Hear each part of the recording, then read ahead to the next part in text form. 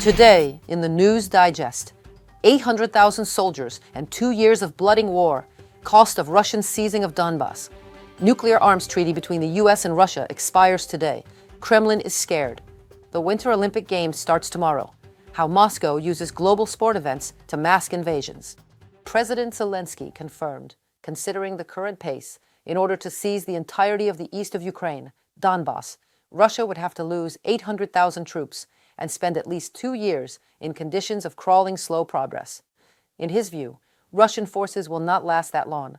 Zelenskyy said this in an interview with the French TV channel France 2. The president noted that Russia wants Ukraine to leave the entire Donbas, even though the Russian army has not achieved a single major victory since the start of the full-scale invasion.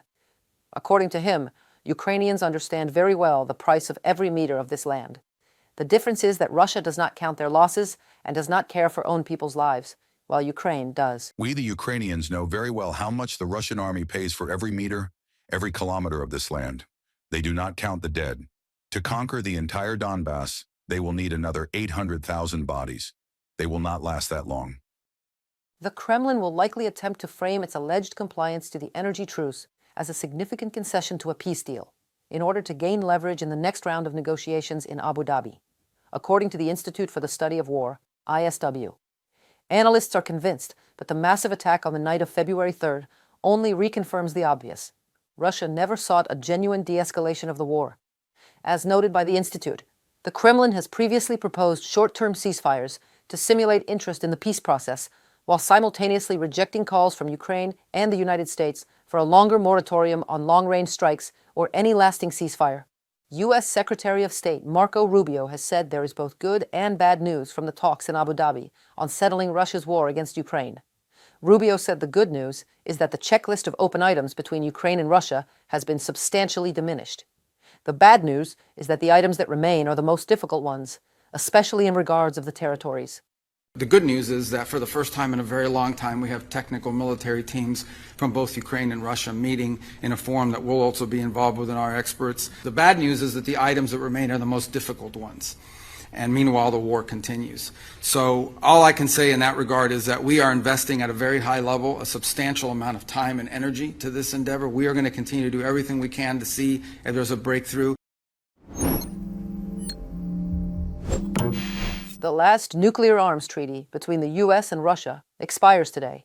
It is called Nuclear Non-Proliferation Treaty, and what we see is that Russia is scared because it knows for certain today it simply is not capable of any proliferation. Let's look back over the shoulder a little bit. Several decades ago, both countries' nuclear capabilities were several times larger. The Soviet Union had more than 40,000 nuclear warheads, while the United States had more than 20,000.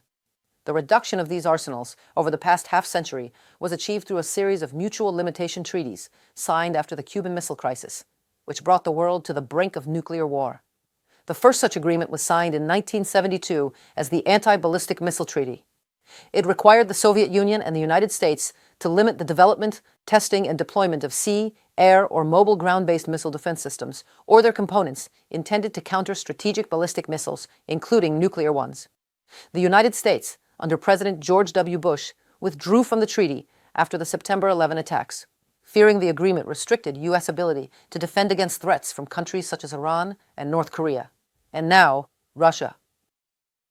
As of today, according to estimates by the Federation of American Scientists, Russia has 5,459 nuclear warheads, while the United States has 5,177. Both figures include retired but not yet dismantled warheads. Together, they account for about 87% of the world's nuclear arsenals. But the trick never was, and still is not at all, in quantity. It was back then, and today is in quality, modern high-tech capabilities and resources. In case the U.S. initiates the nuclear arms race at a pace it can, Russia will just not be able to follow, as it is significantly weakened by 4 years of grinding, crawling war that it calls all sacred and successful, but that is draining in terms of all the resources in every realm, be it human, economy, industrial, political, or social. Russia today does not possess the power, resources, and time needed to increase its nuclear potential. That poses a risk with the highest level of probability that the Russian Federation, just like its mother entity USSR, that once was unable to follow the pace set by the US, let alone to prevail in the race, and simply disintegrated naturally with no nukes used, the same fate inevitably awaits Russia today. It is not a secret at all, but a bare fact seen to anyone who can look and is willing to grasp the reality instead of taking warm propaganda bath. Ukraine knows it, the US knows it, and Russia, of course, knows it just as well. And this is exactly why Russia uses every opportunity to get provocatively aggressive, to exert at least some desperate pressure on the US to make it sign the non-proliferation agreement, because Russia needs it in the first place, and needs badly, and talks respectively. I do not want to escalate the situation, but it is very dangerous. Yes, recently we have resumed contacts with the United States. This can only be welcomed, because any contact is better than none at all. We are holding consultations on a number of issues, including the settlement of the Ukrainian conflict. However, overall the situation remains very dangerous, because, as you probably know, arms on a certain clock face, the doomsday clock, a symbol representing the likelihood of a man-made nuclear catastrophe, have not moved anti-clockwise. They move only forward and forward. Russia has repeatedly used Olympic Games to hide and launch acts of military aggression behind it, diverting the international community's attention. In 2008, the invasion of Georgia began during the Summer Olympics in Beijing. In 2014, the annexation of Crimea started as the Winter Games in Sochi were in progress. And in 2022, the full-scale invasion of Ukraine was launched immediately after the Winter Olympics, again in Beijing. This tactic allowed Moscow to count on a weakened global response during the initial days of the invasions. The Winter Olympic Games in Italy are set to begin on February 6th, and Russia is once again attempting to use them as a political platform. Learn how and why in our story for you. The use of the Russian flag and symbols at the 2026 Winter Olympics in Italy is officially prohibited. Moreover, the rule applies not only to athletes and coaches, but also to fans who will attend the Winter Olympics. The measure was introduced after a Russian flag was spotted among spectators at the Tour de Ski cross-country race. The International Olympic Committee has also banned neutral Russian athletes from participating in the traditional parade at the opening ceremony of the Olympic Games in Milan. Neutral athletes will not participate in the athletes' parade at the opening ceremony of the Olympic Games, but they will be given the opportunity to attend it both in Milan and in the mountain areas. From a publication in Sveriges Radio. In the Russian State Duma, the International Olympic Committee's decision was called discriminatory, and the IOC was accused of allegedly unfair selection of Russian athletes.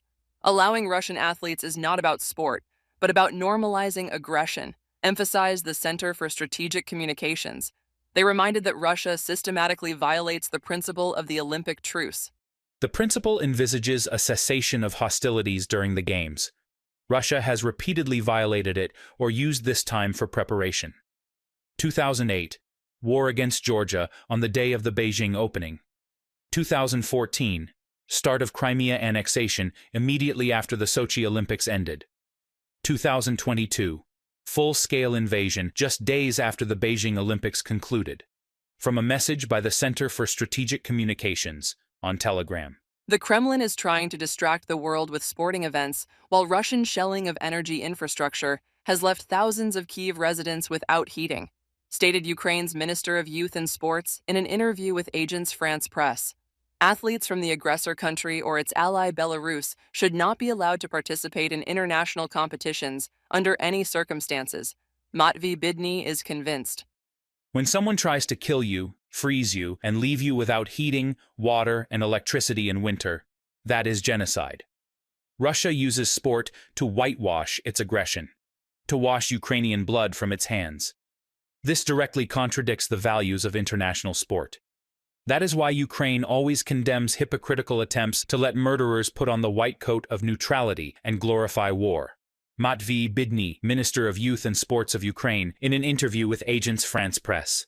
Ukraine will be represented at the competitions in Italy by a team of 46 athletes. Ukrainian tennis player Alexandra Olenikova, during her debut at the Australian Open in January, emphasized, "It is important for Olympians to have the opportunity to convey to the world the truth about Russia's war against Ukraine." The athlete herself refuses to shake hands with Russian athletes, and at one of the press conferences at the Australian Open, She appeared in a t-shirt with the inscription, "I need your help to protect Ukrainian women and children, but I can't talk about it here." I did preparation for this tournament in Ukraine, and during my preparation, I was hearing the explosion. There was a couple of massive attacks last night I spent in Ukraine before the trip here. There was an explosion just near my home, and Shahed drone hit the home just across the road. My apartment was literally shaking because of the explosion.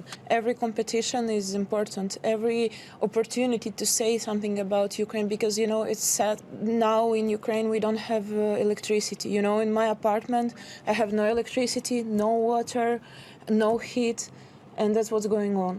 And every opportunity to say about this, I believe it's very important. And of course, Olympics. It's Olympics.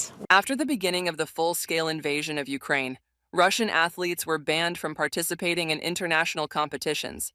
At the same time, they were allowed to compete at the 2024 Summer Olympics in Paris in neutral status. A special commission reviewing applications from individual neutral athletes published final data on the admission of 13 representatives from Russia and 7 athletes from Belarus to the Winter Olympics in Milan and Cortina d'Ampezzo. This is an anti-record for both countries.